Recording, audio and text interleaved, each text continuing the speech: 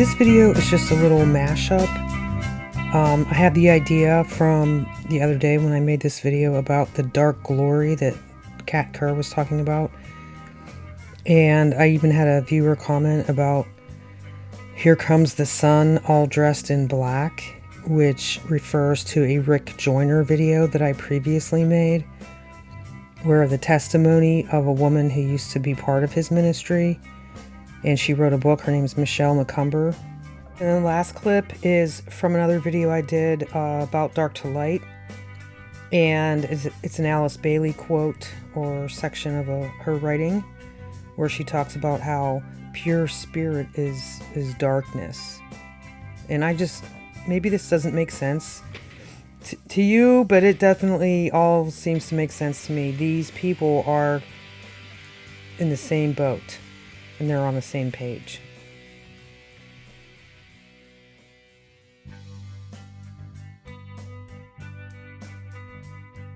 This is a new mantle. He has taken you higher, and this is a mantle that will be shared, so I have to put it around both of you.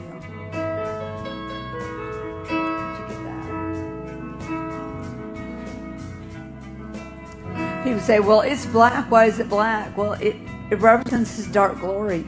It represents his dark glory. It represents his dark glory.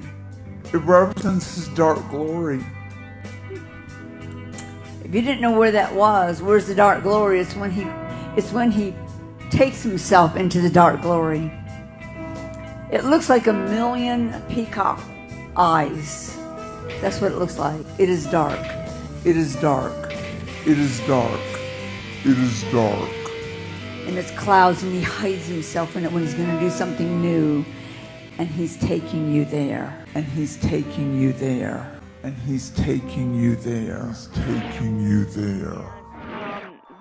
This was a situation like that. We were listening to the worship, and everyone was a form of hypnotism. It absolutely was. It absolutely was.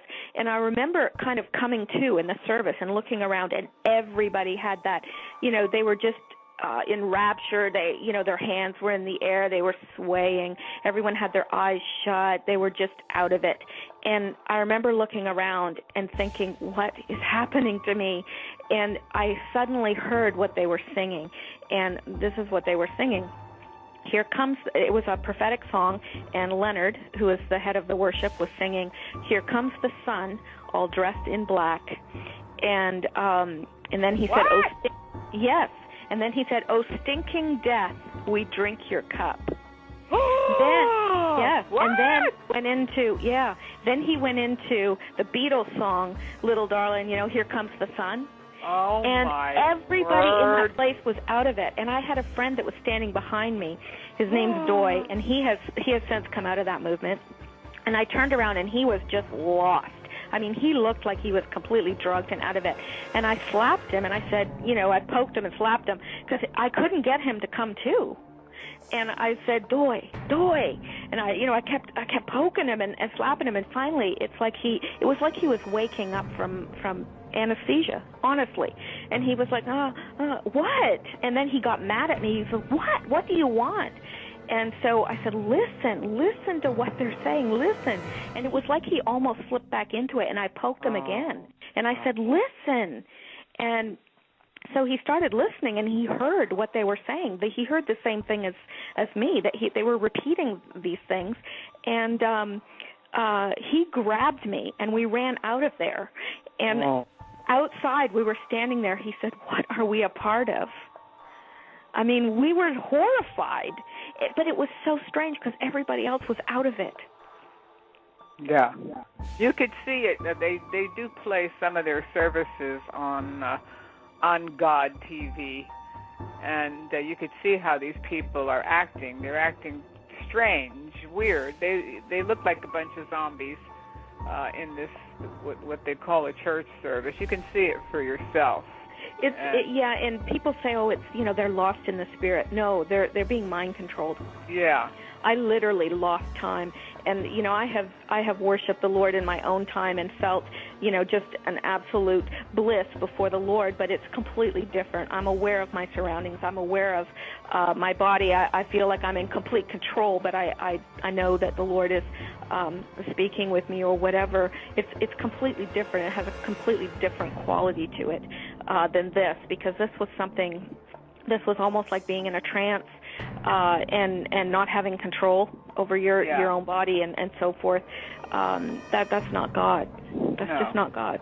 And that's not God. And losing time is, I would lose time. I would, like that instance that I just described to you. It was like I would wake up in service, and all of a sudden I'd go, "What happened? Like for the last hour? Where was I?" Yeah, they do have extremely long, what they call worship services. And then sometimes no preaching, I noticed in some of these services. And then they go on for hours and hours. And the preaching isn't preaching. The preaching is everything that God is telling Rick Joyner, what Rick Joyner thinks, what God told Rick Joyner, all these sorts of things, or observation. Now I'm going to read a little bit from a book called False Dawn by Lee Penn. This is a chapter 11 about Alice Bailey.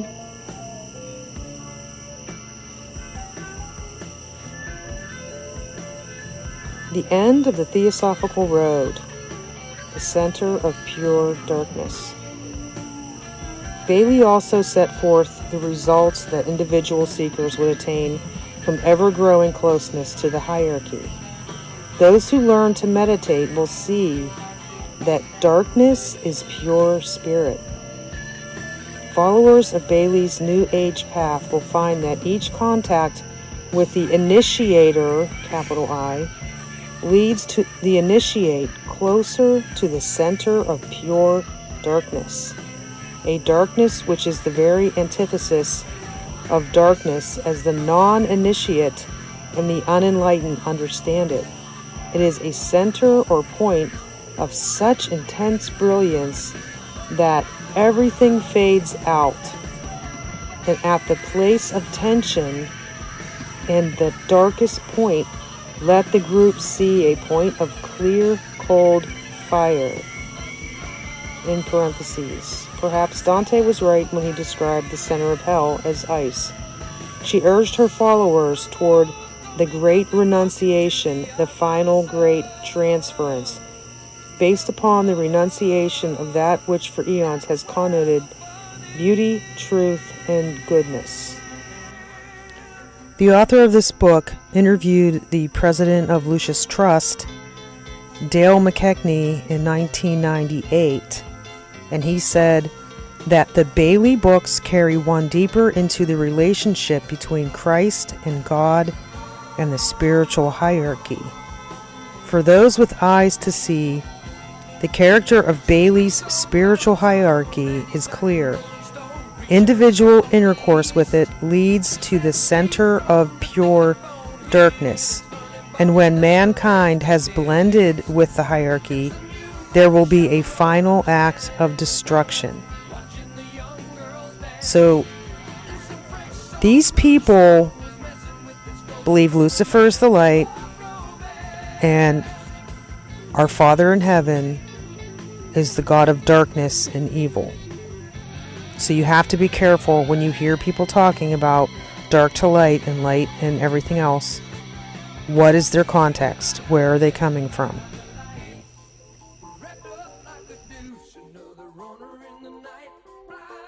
Being in the light also allows exposure of the truth, right? Yeah. Mm-hmm. And light connotes truth. Darkness connotes evil, and evil is a lack of understanding and a lack of truth in our society. Yep. This is not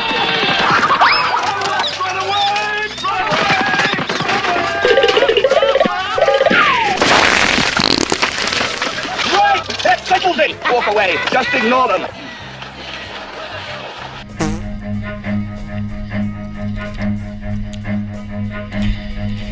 Run.